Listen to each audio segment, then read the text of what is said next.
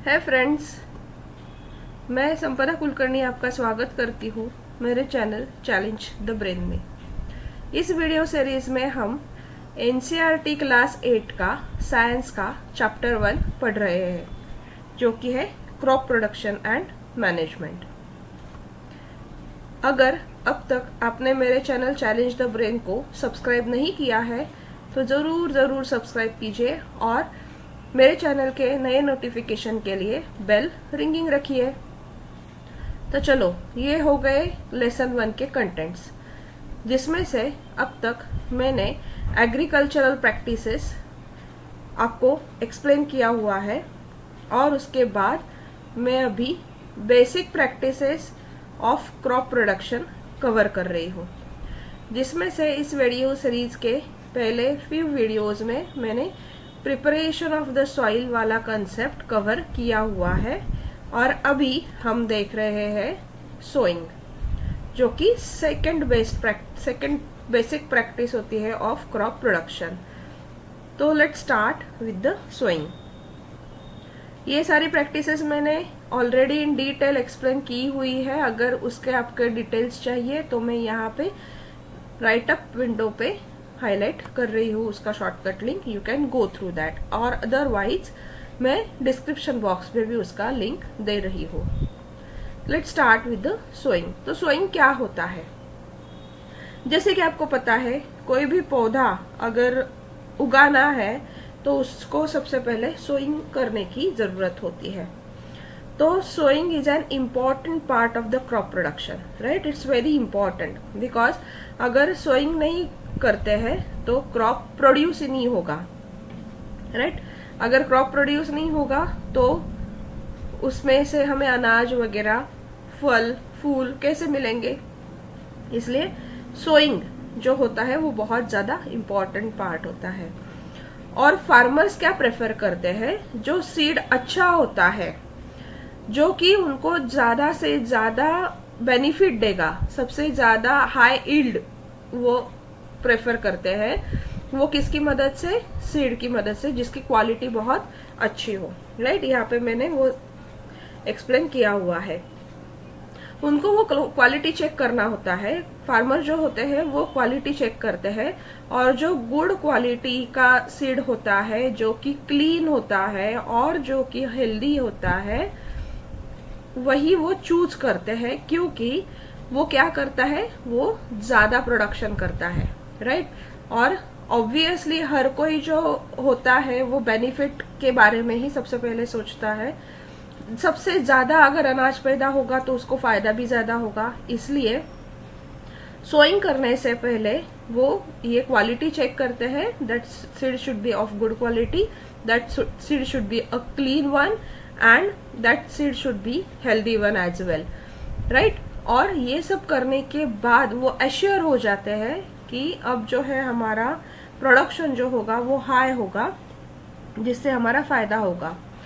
सो अभी क्या करते हैं फार्मर? कैसे सिलेक्ट करते हैं गुड क्वालिटी ऑफ सीड?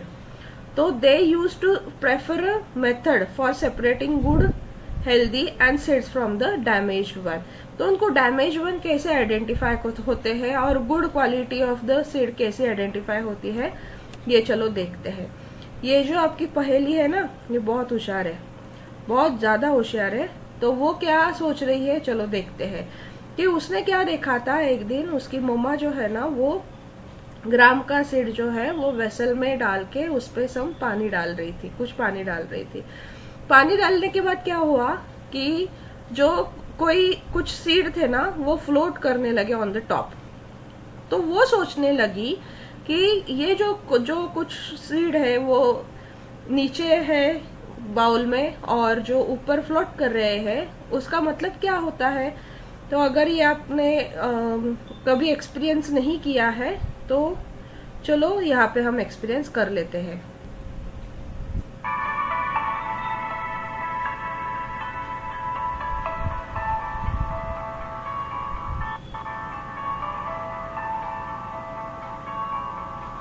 देखो, आप यहाँ पे देख सकते हो कुछ सीड जो है वो फ्लोट कर रहे हैं, उसके साथ साथ जो उसमें जो क्लीन नहीं है वो भी ऊपर आ रहे हैं, वो फ्लोट कर रहे हैं। इसका मतलब क्या होता है? क्या आपको कुछ इससे पता चलता है कि फार्मर अगर ये मेथड यूज करते हैं तो उसके साथ उनको क्या मतलब रिजल्ट मिलते हैं? क्या वो डैमेज सीड आइडेंटिफाई कर पाते हैं? जो फ्लोट करते हैं वो फ्लोट वाटर पे फ्लोट क्यों करते हैं? अगर आपको आंसर पता है तो कमेंट बॉक्स में लिखना ना भूलिए। अदरवाइज जिनको पता नहीं है उनको मैं बता देती हूँ कि जो सीड लाइटर होते हैं वो ऊपर आ जाते हैं, वो फ्लोट करते हैं, और जो हेवियर होते हैं वो क्या होते हैं? वो सिंक हो जाते हैं और वो नीचे बैठ जाते हैं। तो डैमेज सीड्स जो होते हैं वो ऊपर क्यों आते हैं? Because they are hollow in nature. Hollow होते हैं इसलिए वो हेल्दी नहीं होते हैं, इसलिए वो गुड नहीं होते हैं, वो फर्टाइल भी नहीं होते हैं बिकॉज दे आर हॉलो। और इसलिए इस तरह से वो हॉलो होते हैं, इसलिए लाइटर इन वेट होते हैं, इसलिए they float on the water. And ये जो मेथड है वो यूज करते हैं farmer to separate out the good healthy seed from the damaged one, right? So ये मेथड से आपको पता चल गया कि हेल्दी जो सीड होता है वो कैसे आइडेंटिफाई किया जाता है। तो चलो अब देखते हैं हम कौन कौन से टूल्स होते हैं सोइंग के लिए, क्योंकि अभी तो अब तक आपको पता चल गया है कि जो हेल्दी सीड होता है वही फार्मर यूज करते हैं। तो सोइंग के जो टूल्स होते हैं वो होते हैं दो टाइप के होते हैं। एक तो है ट्रेडिशनल टूल और ये होता है, ये मॉडर्न टूल होता है जिसका नाम है सीड ड्रिल, राइट? पहले हम ट्रेडिशनल टूल देखते हैं। So it is use traditionally because इसका नाम भी ट्रेडिशनल है, वो बहुत पूरे जमाने से फार्मर लोग यूज कर रहे हैं। तो यहाँ पे क्या होता है? एक फनेल होता है, राइट? आपको ये ध्यान में रखना है। यहाँ पे क्या होता है? फनेल होता है जिसमें से फार्मर जो है वो सीड 1 बाय 1 उस फनेल में डालता है और वो जमीन में जाके उसको सो किया जाता है और उसके ऊपर से फिर से ये क्या उसकी जो मिट्टी होती है वो उसको ढक देती है। तो ये जो सीड होता है, सीड पास्ड डाउन थ्रू 2 और 3 पाइप्स हैविंग शार्प एंड्स, क्योंकि वो जमीन को खोदते हैं और वो नीचे अंदर सीड उस पे डाल देते हैं। तो these ends purse into the soil, वो जमीन को अंदर तक उनको वो क्या होता है, जो एंड होता है वो अंदर तक सॉइल के अंदर तक जाता है और वहां पे वो सीड जो हमने फनेल में से डाला था उसको वो प्लेस कर लेता है। तो ये हो गया ट्रेडिशनल टूल। सीड ड्रिल क्या करता है? तो नाउअडेज ये मॉडर्न टूल है, इसलिए नाउअडेज सीड ड्रिल यूज किया जाता है, राइट?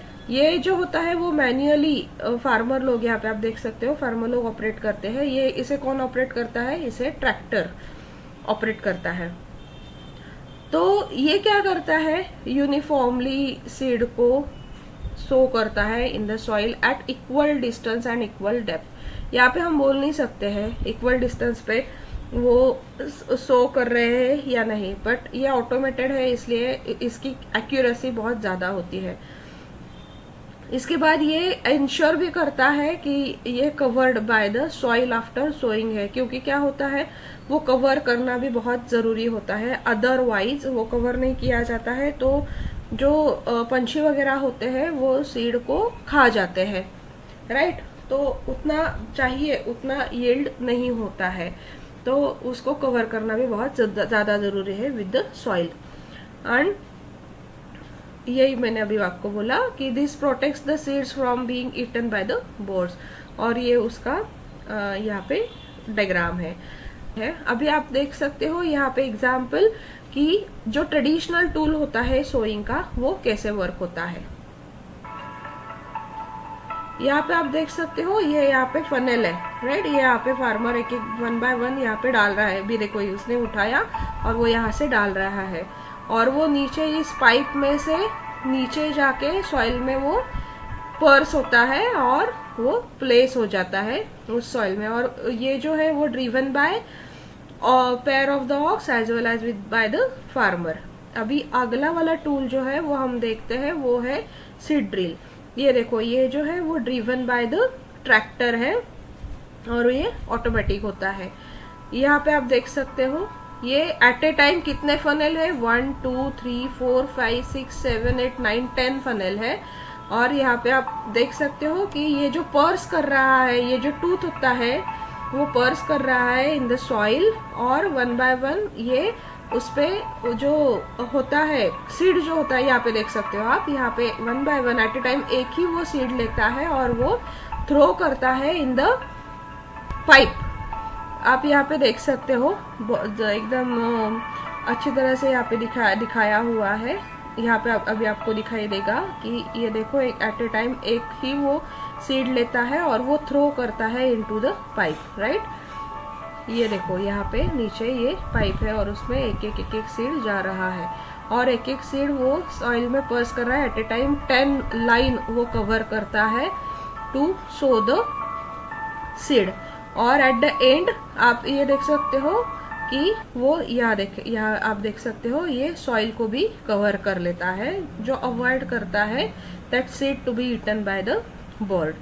सो ये हो गया आपका ट्रेडिशनल ये हो गया आपका मॉडर्न टूल। आपको अभी कंपैरिजन आ रहा होगा कि जहां तक कि लास्ट टूल का सवाल था वो ड्रिवन बाय द मैन और अ फार्मर था और एट ए टाइम एक ही लाइन वो कवर कर रहा था। यहाँ पे एट ए टाइम 10 लाइन में सीड सोइंग ये परफॉर्म करता है। अभी नेक्स्ट वाला टॉपिक जो है ना, यहाँ पे आप देख सकते हो ये बूजो क्या कर रहा है।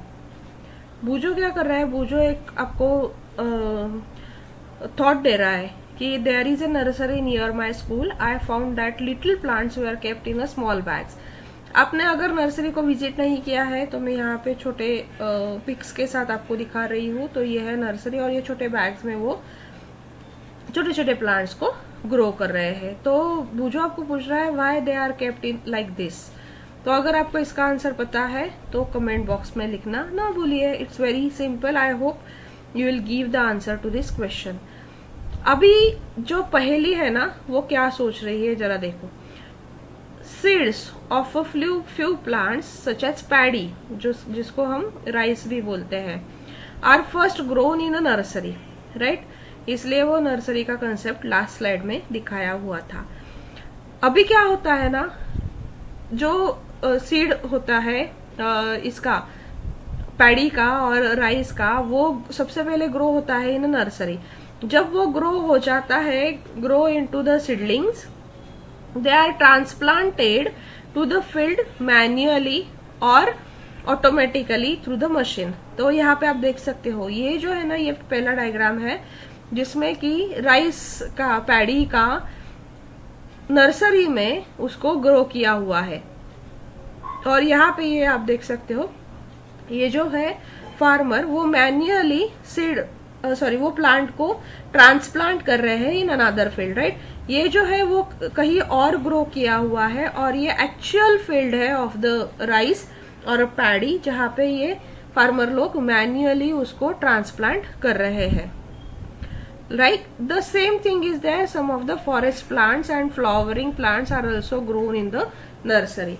और यहाँ पे अभी मैंने फिर से आपको एक एग्जांपल यहाँ पे दिखा रही हूँ कि ये जो है वो नर्सरी में कैसे ग्रो किया जाता है पैडी, और उसके बाद वो फील्ड में कैसे ट्रांसप्लांट किया जाता है। सो लेट्स सी कि हमें ये कैसे करना है और फार्मर लोग ये कैसे करते हैं। आपको ध्यान से देखना है। तो ये देखो ये जो है वो सीड है, राइट, राइस का सीड है, वो उसने इसमें डाल दिया। नर्सरी में ये जो छोटे छोटे सेक्शन किए हुए हैं उस पे उसने वो डाल दिए, एक बार दो बार, क्योंकि ये जो होता है बहुत ज्यादा पास ये यहाँ पे आप देख सकते हो बहुत ही पास वो यहाँ पे ग्रो करते हैं। अभी वो ड्राइव करने के लिए उन्होंने वो वैसे रखा था। अभी आप यहाँ पे देख सकते हो कि ये ग्रो हो चुका है after few days, right, after few days ये ग्रो हो चुका है। अभी ये फार्मर लोग क्या करते हैं, नर्सरी वाले लोग ऐसे छोटे छोटे उसके टुकड़े बनाते हैं और वो साइड में रख लेते हैं। अभी उनको उठा के उन्होंने साइड में रख लिया है। अभी इनको ट्रांसप्लांट करना है, राइट। तो अभी ट्रांसप्लांट का प्रोसेस हम देखते हैं। तो ये तो हो गए तैयार छोटे छोटे। अभी ये ऐसे फोल्ड करके वो अलग जो दूसरा फील्ड होता है जिसमें इनको ट्रांसप्लांट करना है वहां पे ये मूव किए जाते हैं, राइट। यहाँ पे अभी देख सकते हो उस फार्मर ने अभी ये जो छोटे छोटे उन्होंने बनाए थे नर्सरी में वो इस मशीन पे वो रख रहा है 1 बाय 1। तो ये देखो यहाँ पे उसने ये सारे रख लिए हैं।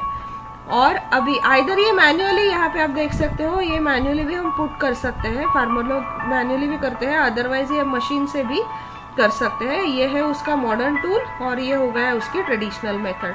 अभी ये देखो फार्मर जो है 1 बाय 1 वो ड्राइव कर रहा है। वो जैसे ही ड्राइव करने लगेगा तो जरा जो गौर से देखिएगा कि कैसे ये एक एक प्लांट को ट्रांसप्लांट करता है इन अनदर फील्ड। तो यहाँ पे आप देख सकते हो, ये देखो इससे क्या होता है इक्वल डिस्टेंस पे ये ट्रांसप्लांट 1 बाय 1 हो जाते हैं। तो ये मेथड हो गया ट्रांसप्लांटेशन ऑफ राइस। यहाँ पे आप देख सकते हो जैसे कि पहले वीडियो में भी आपको बोला था, modern tools are usually more efficient than that of the traditional method, क्योंकि एक तो यहाँ पे जो है वो मेहनत भी ज्यादा लगती है ट्रेडिशनल में, जो कि मेहनत कम लगती है यहाँ पे with the help of machine. Equal distance पे ये प्लेस हो जाते हैं, इसका हम थोड़ा 19-20 हो सकता है उसका डिस्टेंसिंग, और ये बहुत ज्यादा फास्ट होता है। इसको इस प्रोसेस को एज इट इज मैन्युअल इसको बहुत ज्यादा टाइम लग जाता है। तो इस तरह से ये हो गया एग्जाम्पल कि पैडी नर्सरी में पहले कैसे ग्रो किया जाता है और उसके बाद उसको ट्रांसप्लांट कैसे किया जाता है। अभी इक्वल डिस्टेंसिंग का अगर हम बात किया जाए तो वो क्या करता है, ओवर क्राउडिंग अवॉइड करता है। ओवर क्राउडिंग क्यों अवॉइड करना है, तो ओवर क्राउडिंग सबसे पहले क्या होता है कि पास में कोई प्लांट ग्रो नहीं होने चाहिए, अप्रोप्रिएट डिस्टेंस में वो ग्रो होने चाहिए, वो बहुत ज्यादा नेसेसरी होता है। बट क्यों, क्योंकि it helps to get the sufficient sunlight as well as nutrients and water from the soil, right. तो यहाँ पे सफिशिएंट सनलाइट, न्यूट्रिएंट्स और water from the soil grow उनको मिलने के लिए ओवर क्राउडिंग होना नहीं चाहिए। तो थैंक यू फ्रेंड्स, अगर आपको ये वीडियो अच्छा लगता है, उसके कंटेंट अच्छे लगते हैं तो जरूर आपके फ्रेंड्स के साथ शेयर कीजिए, और अगर आपको कोई क्वेश्चन है तो वो भी कमेंट में पोस्ट करना ना भूलिए। अगर अब तक आपने मेरे चैनल को सब्सक्राइब नहीं किया है तो जरूर सब्सक्राइब कीजिए और बेल रिंगिंग रखिए। यहाँ पे मैं आपको सब्सक्रिप्शन लिंक प्रोवाइड कर रही हूँ, तो जरूर सब्सक्राइब कीजिए और आपके फ्रेंड्स के साथ शेयर करना ना भूलिए। Thank you students.